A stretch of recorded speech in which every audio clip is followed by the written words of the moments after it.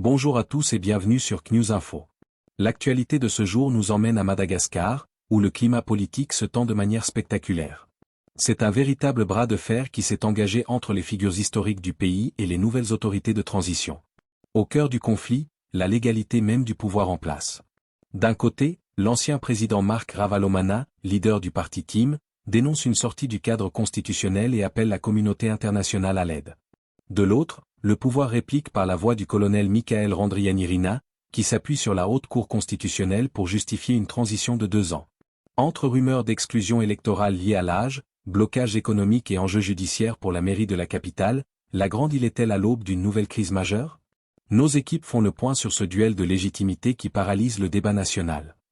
Madagascar, le duel de légitimité entre le TIM et le pouvoir de transition s'intensifie. Le climat politique malgache, instable et marqué par des retournements d'alliance, vient de franchir un nouveau palier de tension. Au cœur de cette discorde, une joute verbale par médias interposée entre l'ancien président Marc Ravalomanana, leader du parti Tiako i Madagascar, TIM, et le colonel Mikael Randrianirina, président de la refondation de la République. Ce dernier a vigoureusement répliqué aux accusations d'illégalité portées par l'ex-chef de l'État contre le régime de transition. L'offensive de Marc Ravalomanana, le doute jeté sur la constitutionnalité.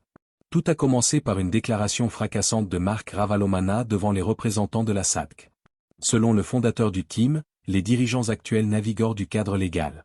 Constat d'illégalité, il affirme que le pouvoir est sorti de la Constitution. Exigence diplomatique, il demande à la communauté internationale d'exiger une clarification du mode de gouvernance. Urgence électorale, il réclame l'établissement immédiat d'un calendrier précis pour mettre fin à la période transitoire. La contre-attaque du colonel Randrianirina, le bouclier de la HCC. Face à ces critiques, le colonel Mikael Randrianirina n'a pas tardé à réagir, dénonçant des affirmations gratuites. Sa défense repose sur un argumentaire institutionnel strict. Le rôle régulateur de la HCC. Pour le colonel, la légitimité du pouvoir ne souffre d'aucune contestation puisque c'est la Haute Cour constitutionnelle, HCC, qui a validé l'installation du régime. L'impossibilité matérielle, il rappelle une décision de novembre stipulant qu'organiser des élections en 2 mois était techniquement impossible. La feuille de route de 2 ans, le pouvoir de transition justifie son maintien par un programme de réforme profonde, incluant un référendum constitutionnel, une concertation nationale, et in fine, l'élection présidentielle. Les enjeux cachés, éviction politique et rancœur personnelle. Derrière ce débat juridique se cache une guerre d'influence et de survie politique. La menace de la limite d'âge. Le TIM s'inquiète de rumeurs persistantes concernant une réforme fixant à 75 ans l'âge limite pour briguer la présidence.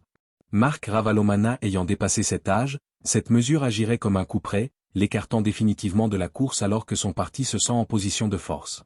Un soutien qui s'effrite. Il y a peu, le TIM affichait encore son soutien à la transition. Ce revirement semble alimenté par des blocages économiques, l'État refuse toujours la réouverture des entreprises liées à Marc Ravalomanana.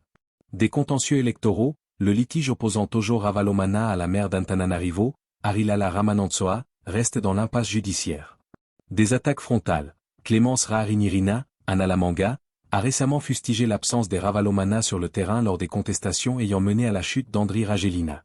Conclusion, une impasse politique majeure. Le dialogue semble désormais rompu. D'un côté, le pouvoir transitoire s'appuie sur une légitimité institutionnelle pour prendre le temps de la refondation.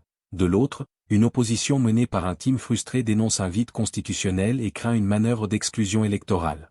Le rôle des médiateurs internationaux et la capacité de la HCC à rester une instance neutre seront déterminants pour éviter que cette crise de légitimité ne se transforme en une nouvelle instabilité sociale.